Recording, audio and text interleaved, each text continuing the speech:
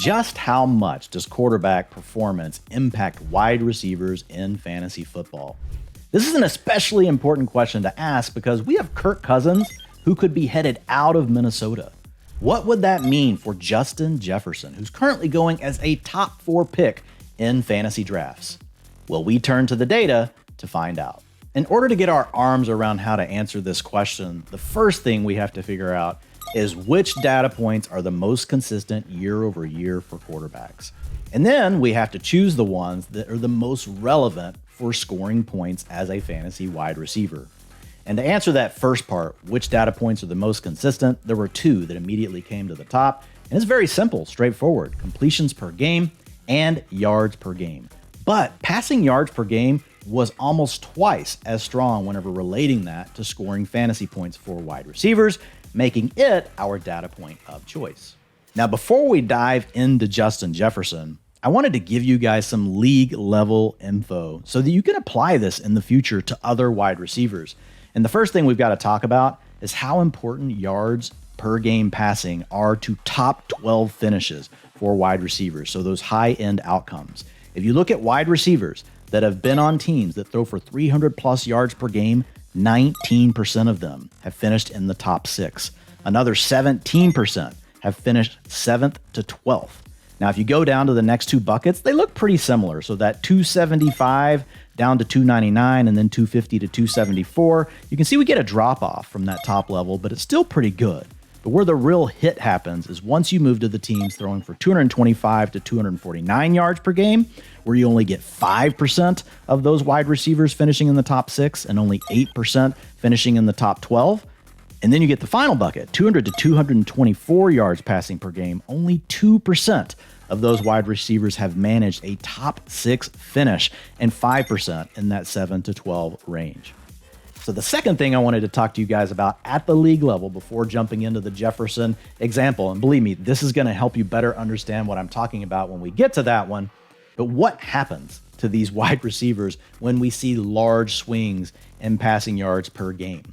In order to do that, I had to set up a few criteria. Number one, only wanted to look at wide receivers that have played at least 8 games in a season, a minimum of 250 routes. And I wanted to look at the top wide receivers. So I made the cutoff at 13.5 fantasy points per game in year 1. And then we compare that to what happened in year 2 across all data since 2011.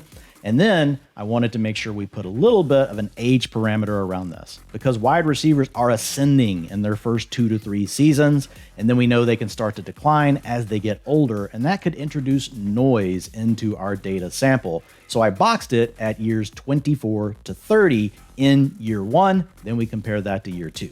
So once again, I bucketed these into different ranges for passing yards per game and how much they change. There's no perfect way to do this. I tried to look for the spots where the data really got different, but it's not an exact science. And that first bucket is for teams that dropped 80 to 120 passing yards per game.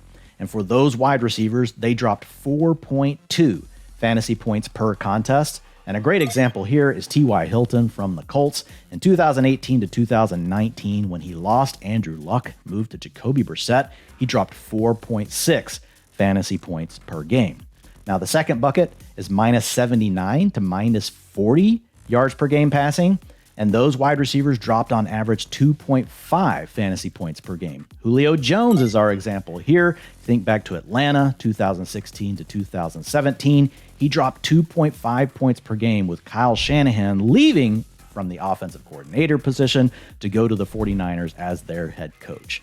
And then the next bucket is minus 39 to minus 10. And the average drop-off was minus 2.4 fantasy points per game for wide receivers here.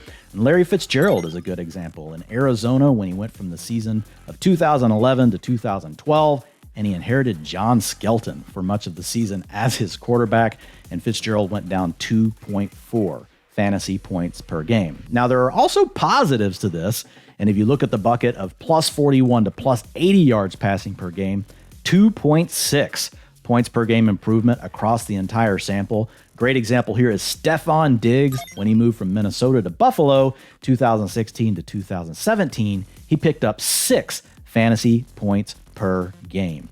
Now, one caveat I want to talk about here, and it goes back to the age. You don't necessarily want to think about this for wide receivers that are still ascending. So in their first, second, or third season, they can often offset the downturn in passing yards per game with their improvement in play. But again, these are not wide receivers that we're likely having to take in the top 12, top 24 of a draft anyway, but that is just something to keep in mind. So that brings us to the big question. What about Justin Jefferson? How can we use this information that we've learned to try to pin down a range of outcomes of what the 2024 fantasy season could look like? Well, we got to start with Kirk Cousins. He's averaged 274 passing yards per game over the last 3 seasons.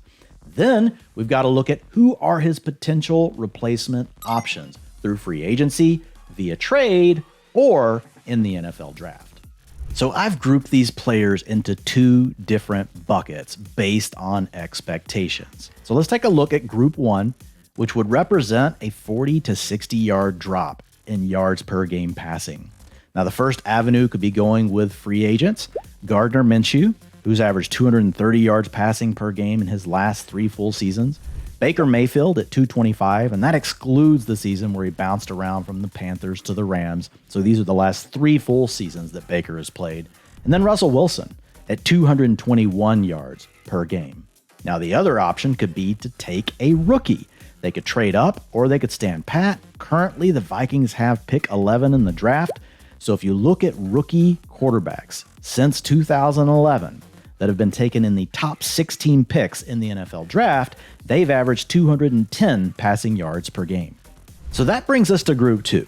And it is a significant drop from group 1 based on the players we have available. It would mean a drop of somewhere between 80 and 110 passing yards per game.